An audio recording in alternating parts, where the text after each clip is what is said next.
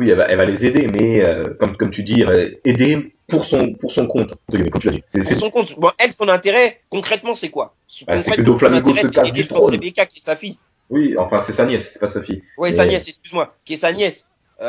Donc, voilà, Luffy a déjà un petit lien d'affection avec Rebecca, donc je pense pas qu'il va être dès qu'elle là elle lui a expliqué un peu le lien de parenté, tu vois ce que je veux dire? ouais, On ouais, je connaît vois. Luffy, c'est un mec qui a un gros cœur, donc direct il va forcément agir dans le truc, c'est sûr. Elle a bien amadoué hein, sur ce coup. Hein. C'est vrai que là du coup, Après on connaît son talent de charmer, hein. On l'a juste vu les 2 secondes qu'elle est rentrée dans l'île, enfin qu'ils sont arrivés dans l'île tout de suite. Elle t'a charmé Sanji, même si Sanji, bon, on sait que c'est un homme Barbara Gould, quoi. Il est tellement facile. Euh, voilà. Mais de l'autre côté, bon, de l'autre voilà. côté, elle est venue pour les aider, pour moi, parce que elle va leur apprendre les capacités peut-être de certains, et Ouais, ça va permettre elle va tout servir simplement d'informatrice. à Oui, Luffy de ne pas être surpris. Pour, elle va les guider vers la victoire. Oui, c'est sûr que c'est un élément important. Ça se voit par son pouvoir, mais comme je te le dis, c'est juste que pour le moment, c'est trop simple. Il y a tout qui se met en œuvre comme si ça allait être la fin et il y allait y avoir des combats finaux. Mais moi, je vous l'annonce, il va y avoir trop de renversement de situation que vous Ah attendez non, mais pas, là, je suis sûrement. entièrement d'accord avec toi. Là, Robin et Usopp, par exemple, je suis sûr qu'il y en a plein qui imaginent déjà les voir vaincre Sugar et Trevor. Mais je vous l'annonce maintenant, là, aujourd'hui même, Robin et Usopp, ils vont se changer en jouet. Au moins un des deux. Il y en a un des deux qui va se faire changer en jouet. Je le vois venir à des milliards de kilomètres. C'est comme j'ai pu voir venir Doflamingo qui trahissait là ou à des milliards de kilomètres. C'est pour moi ça s'attend. Mais comme je disais par rapport ensuite à Luffy, Zoro, tout ça, il y en a beaucoup. Voilà, ils vont monter là où il y a Fujitora et où il y a Doflamingo. Et il y en a beaucoup. Je pense qui sont en train de voir déjà le début du combat. Après, faut arrêter de se leurrer. Il va se passer quelque chose même du côté de Luffy, Zoro où les deux vont pour moi se faire entre guillemets écraser. Je dis ça parce que Fujitora avec sa gravité va sûrement les envoyer quelque part où on s'attend pas du tout. Il va se passer un truc, c'est obligé.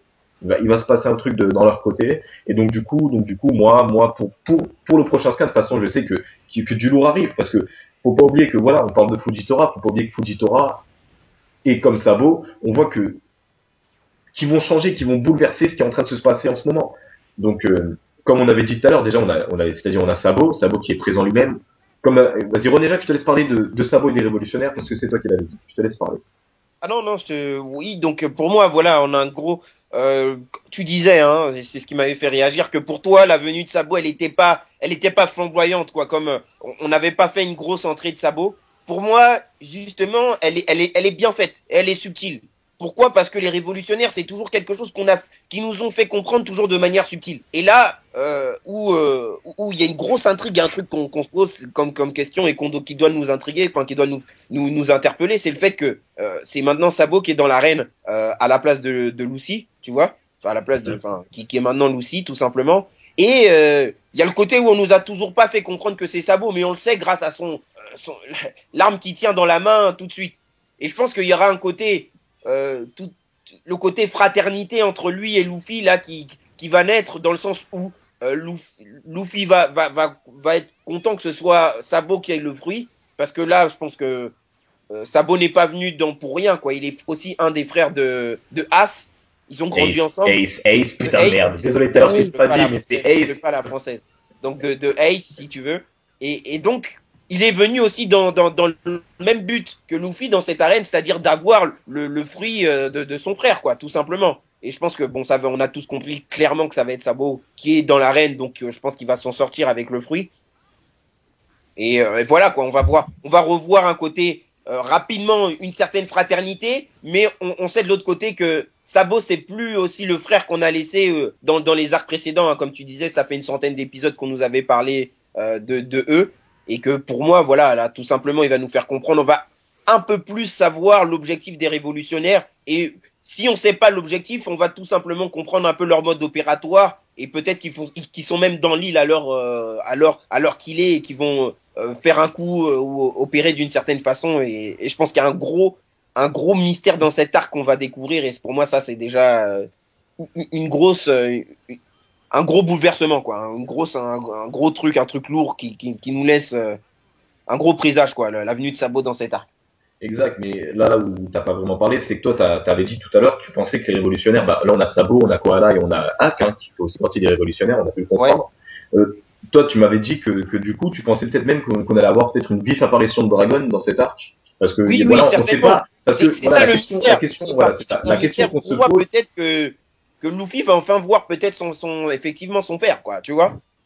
Enfin, qui va enfin le pouvoir côtoyer en sachant que c'est son père. Mais bon, parce que toi, tu m'avais dit la grosse question qui pouvait se poser sur les révolutionnaires, c'est tout simplement pourquoi ils sont ici. C'est ça la grosse question qu'on pourrait se poser. C'est tout simplement ça, parce que on comprend entre guillemets, vu que les révolutionnaires leur but c'est de changer un peu pas l'équilibre, mais le mode opératoire des rois, ils sont là pour descendre de Flamingo. Mais quand je dis pourquoi est-ce qu'ils sont ici, c'est qu'ils ont préparé qu'est-ce qu'ils nous réservent, exactement comme vient de le dire René Jacques. Et ensuite, pour en revenir à Fujitora, hein, parce que je comparais un Fujitora à Sabo, qui a lui aussi un esprit révolutionnaire, je vais laisser Tony vous expliquer pourquoi est-ce que dans cet arc-là, Fujitora est si intéressant. Moi, Oui, toi. Parce que là depuis tout à l'heure tu parles pas beaucoup et je sais que de toute façon on a tous les trois à peu près les mêmes idées donc je te laisse un peu t'exprimer. là, tu me prends un petit peu de cours, là, c'est pas bien. Non, bah, plutôt l'important, déjà, c'est le nouvel amiral et c'est un peu, bah, un renouveau dans One Piece, quoi. Ça, on va pas garder les mêmes amiraux, que, pardon. Mais, là, en fait, j'ai un blanc, là. Bon ok c'est pas grave t'inquiète pas Y a pas de souci, y a pas de je te souci. poserai des questions. Donc Fujitora ce qu'il faut comme il l'a dit hein, comme En fait, voulait surtout, partir- j'ai un petit peu rien suivi, vu que mon micro, enfin, Skype, Non, ça t'inquiète. coupe quand vous parlez, donc, c'est un Ah peu putain bizarre. Ah ok mince. mince moi et René Jacques on s'entend bien dommage bon euh, je vais essayer de parler un peu plus lentement que t'aies plus de chances d'avoir des brides. Donc Fujitora ce qu'il faut savoir sur lui bah comme il l'a dit ça on présente plus un Fujitora c'est le nouvel amiral. Mais ce qui peut choquer dans cette nouvelle amiral, c'est pas le fait qu'il ait rejoint le poste d'amiral en 2 ans, mais c'est surtout son but en tant qu'amiral. Il le dit clairement, son but est de défoncer les Shichibukai. Voilà. Et là où je vais en venir après plus tard, c'est parce qu'il va bouleverser l'équilibre. Donc Fujitora, on voit qu'il a beau être dans la marine, il a beau un peu se soumettre à la marine, il a quand même ses propres objectifs.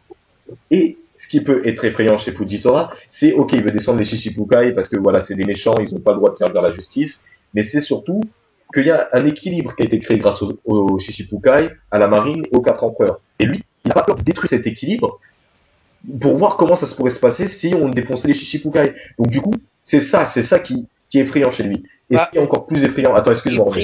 effrayant mais d'un effrayant, certain sens, effectivement. Effrayant d'un effrayant certain sens. Je pour veux les autres. juste rappeler, bon, tu vois, il veut peut-être rétablir aussi un certain ordre. Un Oui, ordre que depuis le début, effectivement, tu sais, il veut la paix les justice. Shichibukai, ils ont toujours dérangé, quoi. Ils ont toujours dérangé une certaine partie des marines, dans le sens où, bah, ils comprenaient pas qu'effectivement, on peut s'allier avec des pirates. Tu vois ce que je veux dire? Oui, oui, je vois ce que tu veux dire. Pour Mais mettre un équilibre dans le monde. Mais c'est ça. de l'autre côté, c'est aussi bon ce genre de généraux là enfin ce genre d'amiraux, je veux dire, qui viennent qui sont vraiment des fervents défendeurs de eux tout simplement de la justice entre guillemets quoi, on va dire. Oui, mais là, ce qui est effrayant, c'est que quand je te parle de bouleverser l'équilibre, entre guillemets, le contraire du l'équilibre, c'est le chaos. Et en faisant ça, ça pourrait créer des guerres. Et donc, là où je vais en venir aussi, c'est parce que tu m'as coupé au moment où j'avais parlé de lui, c'est son collègue Ryugugua Gugugi, je sais plus comment on se prononce, l'autre amiral qu'on n'a pas encore vu. Dites-vous que lui, on a pu voir que Fujitora il n'avait pas peur de créer un manque d'équilibre dans le monde. Donc, on pourrait peut-être penser que l'autre amiral soit un putain de pouffereux dans sa tête. Surtout qu'il est comparé à un taureau. Et les taureaux, en général, c'est pas super calme.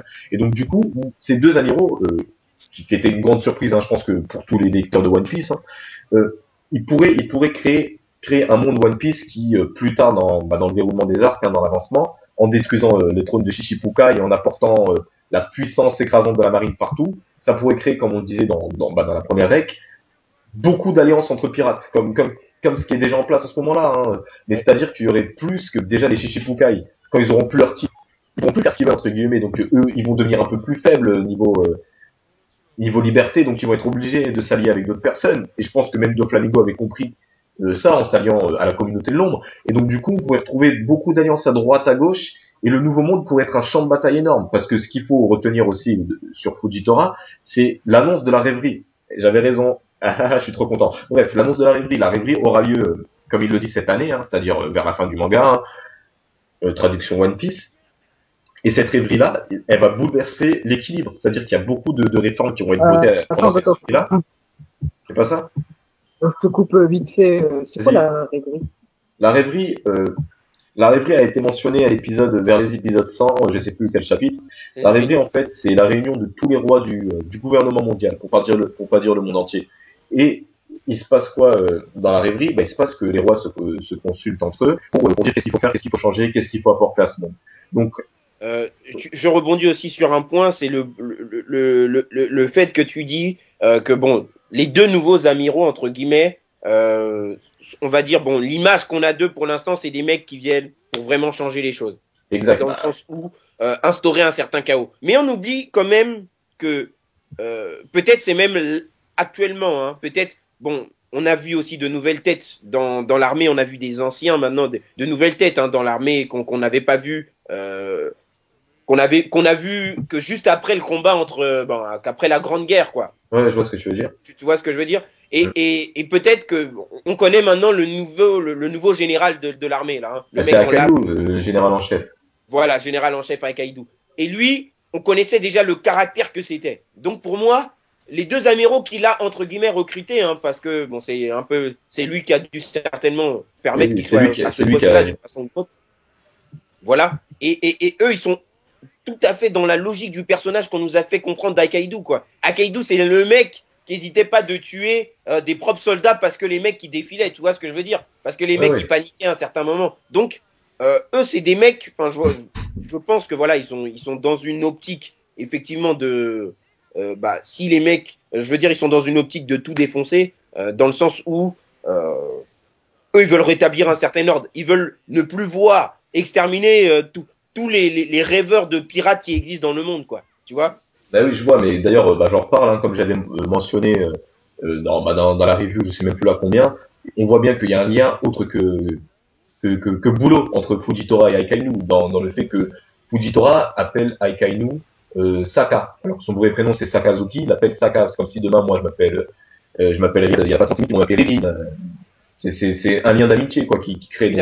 Donc du coup c'est pour ça que je pense que cet arc-là, on va voir, au lieu de revoir des trucs qu'on a déjà vus là, comme on faisait peut-être un peu allusion, revoir l'enfance entre Luffy, nous expliquer des trucs, par exemple dans les 2 ans qui sont passés pour les Mugiwara, je pense pas qu'il y aura de revues comme ça, des choses qu'on a déjà entre guillemets déjà vues. Là, il y aura vraiment plus d'explications dans les histoires entre l'armée, c'est quoi leur vision, les amiraux, tout ça, vraiment plus de descriptions à ce niveau-là. Et je pense on va beaucoup plus en savoir sur les révolutionnaires. Pour moi, la venue de Sabo, elle nous fait un gros présage dans le sens où les révolutionnaires vont peut-être enfin apparaître comme vont un contrepoids dans le monde, quoi, ou vont peut-être mettre en place une certaine équilibre.